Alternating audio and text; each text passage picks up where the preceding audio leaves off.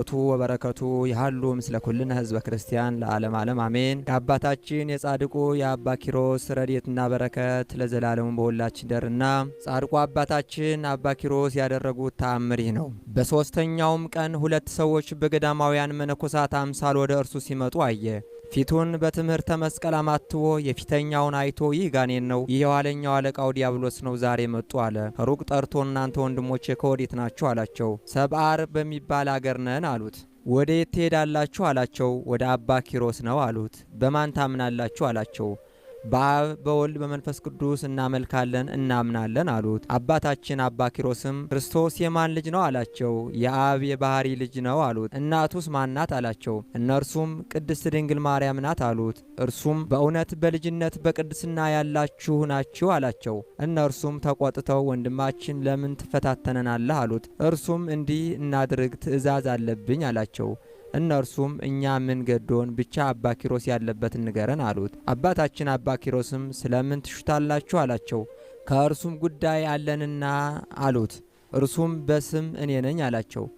አባታችን አባ ኪሮስም አሃው ወደ እናንተ በመጡ ጊዜ ሳትፈትኑ ሃይማኖታቸውን ሳትመረምሩ ወደ ቤታችሁ ወደ ማኅበራችሁ አታስገቧቸው፣ ሰይጣን ለማሳት መነኮሳትን መስሎ ይመጣልና አላቸው። እነዚያም ቅዱሳን አባታችን ይቅር በለን አሉት። ወደ ወንዝ ወስዶ እግራቸውና እጃቸውን አጠባቸው፣ በበዓቱ ውሃ የለምና። ሁለት ዋሻዎችንም አይቶ በዚያ ውስጥ እደሩ አላቸው።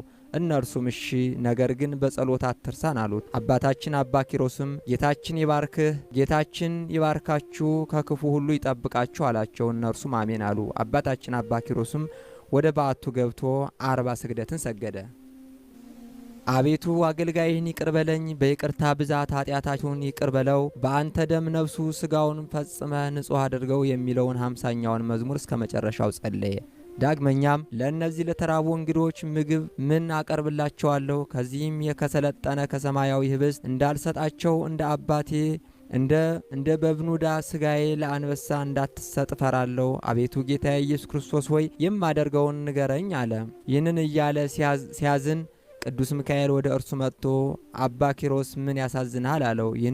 ይህን ብሎ 2 ሰማያዊ ህብስት 2 ጽዋ ሰጠው። ይህንንም ለእነዚያ እንግዶች ሰጣቸው። አንተ ግን የቀድሞ ህብስትህን ብላ አለው። አባታችን አባ ኪሮስም ተቀብሎ አባታችን ሆይ በሰማያት የምትኖር የሚለውን እስከ መጨረሻው ጸለየ። ወደ እነዚያ ቅዱሳን ሂዶ ያ ሰማያዊ ህብስትን ያ ሰማያዊ ጽዋን ሰጣቸው። ወንድሞቼ እውነት እላችኋለሁ ስለ እናንተ መቸገሬን አይተው ከሩቅ ሀገር አመጡልኝ አላቸው።